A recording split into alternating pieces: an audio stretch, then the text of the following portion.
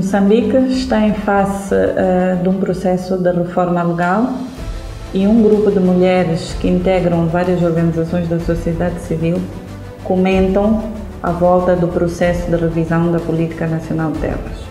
Nós temos acompanhado o processo de revisão da Política Nacional de Terras desde o seu lançamento em 2017. Percebemos que os grandes produtos esperados deste processo de revisão é o anteprojeto da Política Nacional de Terras, a nova Política Nacional de Terras, assim como uma provável revisão da Lei de Terras de 97.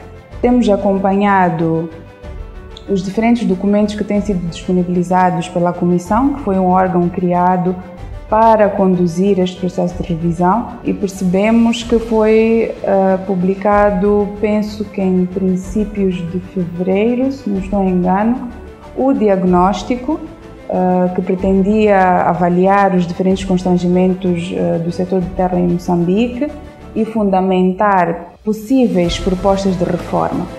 Foi publicado também na mesma altura o anteprojeto da nova Política Nacional de Terras e nós, como Observatório do Meio Rural, fizemos uma avaliação tanto ao diagnóstico como ao anteprojeto da nova Política Nacional de Terras. Quando nós olhamos para o atual processo de revisão da Política de Terras, apesar de ter sido lançado pelo Presidente da República com diretivas claras, supostamente claras, sobre como o processo de diagnóstico deveria ter sido levantado, nós sentimos neste momento algum desespero em relação a como as mulheres foram ou não foram envolvidas no processo. As mulheres de diferentes grupos associativos, como o grupo das mulheres rurais, associações de mulheres com deficiência, associações de mulheres no setor informal, quando questionadas dizem que não foram envolvidas no processo. Um processo que tem a ver com a terra, que vai culminar com uma política nacional de terras, deve ser inclusivo, deve ser transparente, deve ser abrangente, deve ser participativo. E nós achamos que estes aspectos também não fizeram parte deste processo. E aqui aparecem duas questões. Estou a falar da Covid-19, que estava no seu auge e, por esse motivo, não se permitia viajar ou então poder estar com o maior número de pessoas possível. Então, achamos que o Covid-19, de alguma forma, também veio não impedir, mas se calhar dificultar um pouco o processo. E por esse aspecto, nós achávamos que, se calhar, o processo da auscultação devia ser muito mais longo. A outra questão tem a ver com os fenómenos climáticos que Moçambique viveu e vive, mas de 2017 até esta parte nós tivemos uma série de fenómenos climáticos que também impediu que as pessoas estivessem em condições para participar e contribuir no processo. O que constatamos em relação ao anteprojeto, que é o produto final, depois do diagnóstico, é que existem algumas propostas de reforma que estão descontextualizadas. Por quê? Porque estas propostas de reforma constituem um grande risco para a segurança da posse de terra em Moçambique. Quando dizemos que a terra é propriedade do Estado, não é só o ponto de vista de que o Estado tem um direito supremo de atribuir a terra aos megaprojetos em nome do interesse econômico ou do desenvolvimento global. É dizer que é para a terra poder proteger os interesses das comunidades, os interesses dos grupos sociais, garantir que as mulheres e homens em condições de igualdade tenham acesso à terra. E apesar do draft de política que não sabemos como é que surge, se não uma clareza no diagnóstico, no encerramento do diagnóstico, não nos diz claramente qual é o tratamento dado às mulheres para assegurar essa igualdade. Não basta mencionar que ao nível da legislação e da Constituição as mulheres e homens são iguais. É importante transformar esta igualdade em cláusulas claras ao nível da política, que diz como é que mulheres e homens serão tratados para assegurar que tenham acesso igual. Como é que os principais problemas e desafios diagnosticados pelas mulheres podem ser tratados para que elas não enfrentem a expropriação de terra.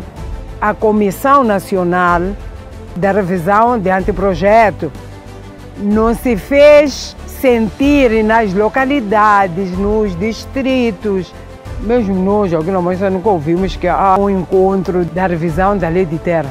Se nós ouvimos, é através de outras fontes, porque nós, como somos das associações, graças a Deus sabemos por causa disso. O relatório diagnóstico ainda estava a ser trabalhado por algumas organizações também da sociedade civil. E antes da finalização desse relatório, nos aparece um draft da política.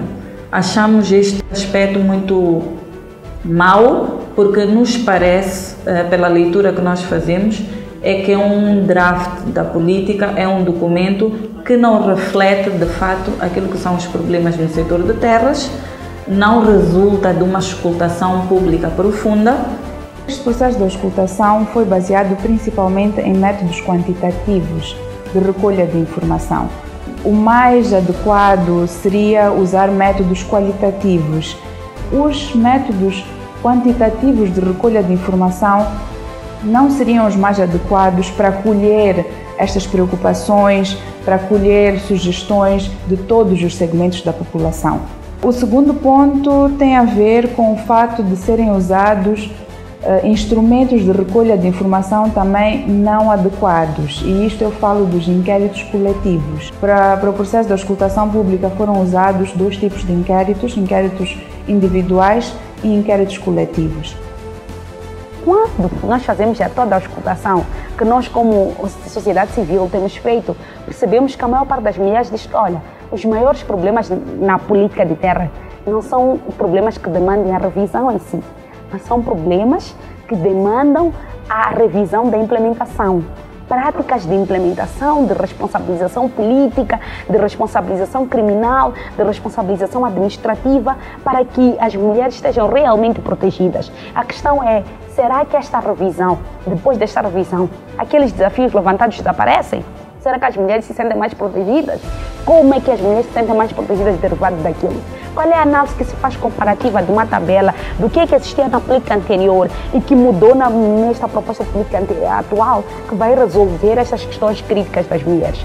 Ninguém tem essa resposta, e ninguém tem essa resposta porque o diagnóstico não auscultou as mulheres, porque o diagnóstico não se socializou com as mulheres e porque não foi feita uma validação clara para discutir estas questões e não um reconhecimento profundo de que as mulheres e homens precisam ser ouvidas. Todos os utentes da terra não foram de fato auscultados.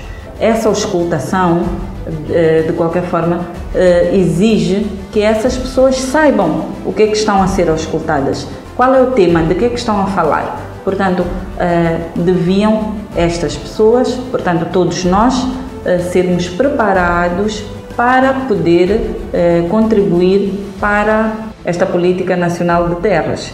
E essa preparação não houve, muito menos houve para aqueles que serão afetados diretamente. Estou a falar dos camponeses, estou a falar das comunidades locais que dependem diretamente da terra para a sua sobrevivência. Então, estas deviam ter mais informação do que é que está a acontecer, quando é que o processo iniciou, de que é que se está a discutir, que era para poder contribuir melhor, e essa preparação não houve.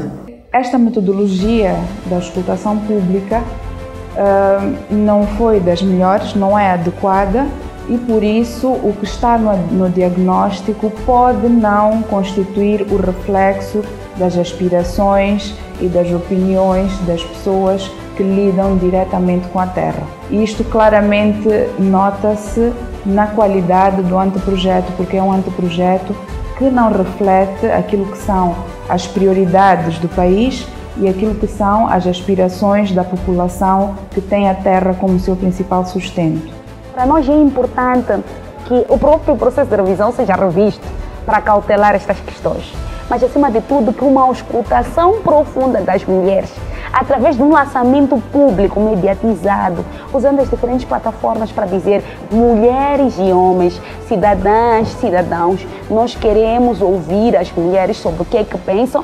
O processo de revisão da política de terras tem que ser informado por um diagnóstico. Não é possível discutirmos diagnóstico e revisão em simultâneo. É importante um diagnóstico concluído que nos diz se os desafios encontrados demandam de fato a revisão. Se os desafios encontrados demandarem a revisão, olhando para as necessidades específicas das mulheres e dos homens, se o desafio específico não for resolvível por métodos de políticas, de regulamentos, de medidas de implementação prática, de medidas de monitoria e de responsabilização, aí nós julgaremos pertinente. Mas temos um sentimento de que as mulheres não foram ainda auscultadas e achamos que é preciso dar espaço a esta auscultação.